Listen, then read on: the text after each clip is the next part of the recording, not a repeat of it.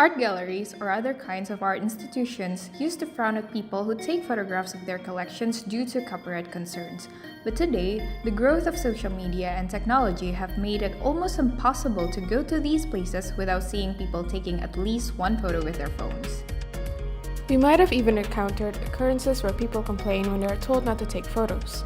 It almost seems that now art galleries would be frowned upon if they forbid their visitors to take photos. Now, we mentioned that social media play a significant role in this change. How? Jennifer Sokolowski in her article states that the popularity of social media has also shaped the modern experience of visiting museums and galleries. In relation to that, there seems to be a connection between the way people use social media and how it affects the way National Gallery of Indonesia, a state-owned art establishment in Jakarta, is practiced as a space. In this video, we try to find the answers to how does social media articulate the National Gallery as an art space, and how has social media affected the shift in meaning in the National Gallery as a space for exhibiting art?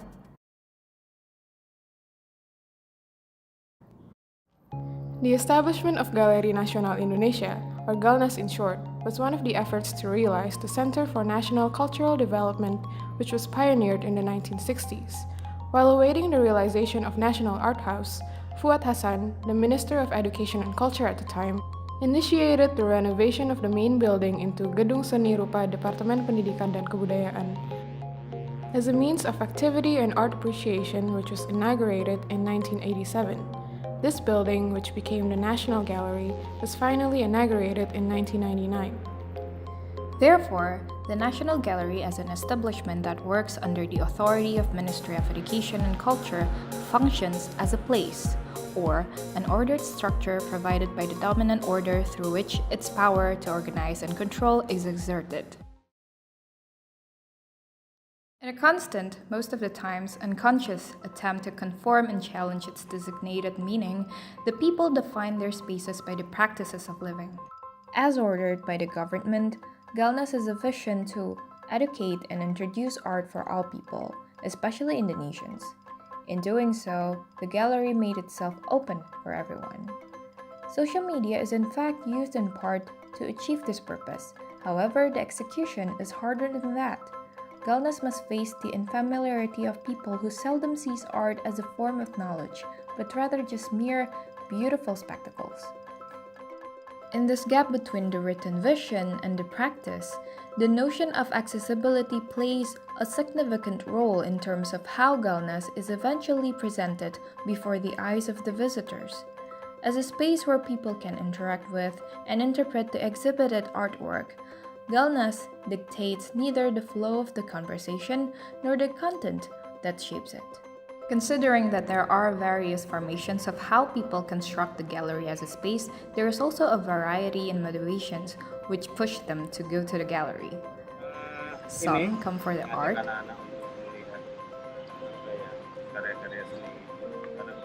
some see the gallery as a place to spend their weekends at, and some see it as another Instagrammable destination where they can take photos and upload them to Instagram to spread the word about the exhibition or as a memoir.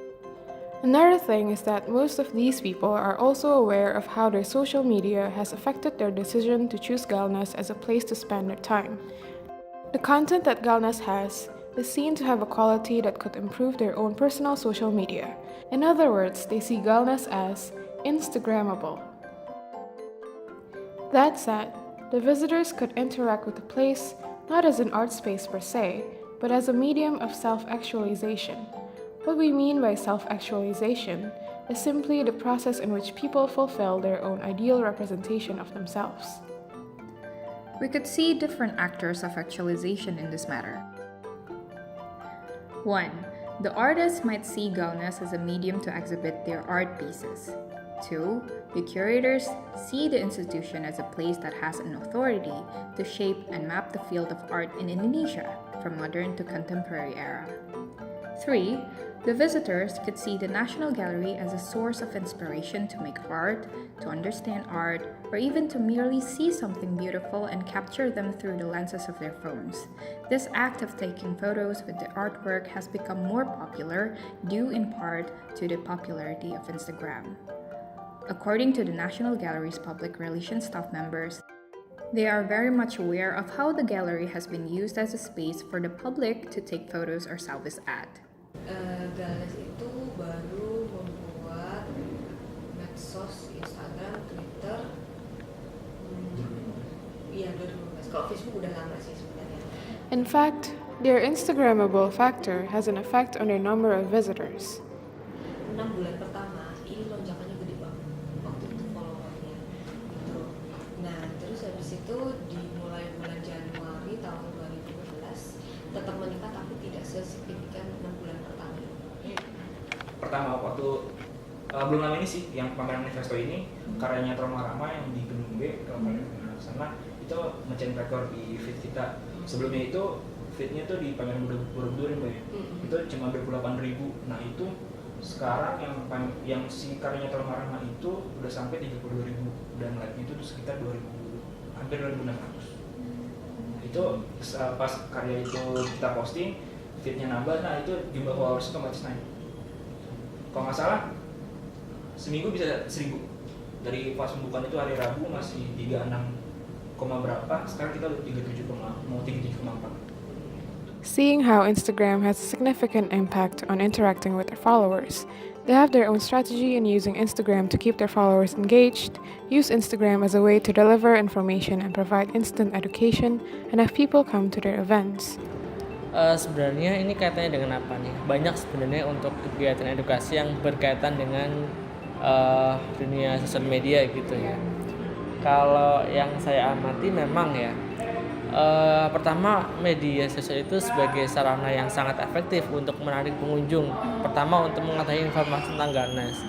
Kebetulan di Ganas itu kan juga ada beberapa program edukasi yang diluncurkan untuk masyarakat. Nah, di situ kami terbantu dengan ada sosial media, jadi banyak orang yang lebih tahu kaitannya dengan program-program edukasi yang dilaksanakan oleh Galeri Nasional Indonesia. With the gallery's function as an art space and its portrayal in social media, we were wondering what the people behind the gallery's expectations were in its visitors representing the gallery. As mentioned, they are aware of how people now have redefined the gallery for themselves. The curator of the National Gallery, Citra Dewi, hopes that social media can educate the public about art. Tapi yang kita harapkan sih selain selfie juga ada keinginan tahu ini apa sih karyanya siapa gitu, senimannya siapa sih, maknanya apa, yang kita harapkan gitu sih. Tapi kalau sejauh ini kalau memang kenyataannya hanya sebatas selfie gitu, foto pola itu ya yang menurut aku seperti ini sih nggak apa-apa juga sih. In the end, we can see what makes the National Gallery a popular destination today is how the place is presented by the people. The change that underlies this institution is not a direct one. This is about the change that is experienced by the people in terms of the growth of technology, how this growth eventually puts the internet and the social media into prominence, and then from there, how the change affects people in seeing a place and practicing the place. The vision behind the establishment of National Gallery was very political. President Sukarno saw a vision of Jakarta city as a center for the culture and the people. He viewed this establishment as a pride of Indonesia in the field of art. But years after the inauguration of the gallery, people see this place as another medium of actualization, their own representation in their own medium, which does not necessarily go hand in hand with the political function of the gallery. They might not see themselves become engulfed through the history of art in Indonesia. They might only be there to have fun. The people's ability to redefine a structure made by the government is what makes this phenomenon interesting. How the accessibility of an establishment enables multi-interpretation by those who can access it, opening the rigidity of a governmental structure to be more fluid once it's on the hands of the people in general. And that's exactly what matters to the existence of this institution. It is its unending attempt to introduce art, its recognition that art is also a form of knowledge that can be very significant to people. And all this is done in a medium that is accessible for everyone.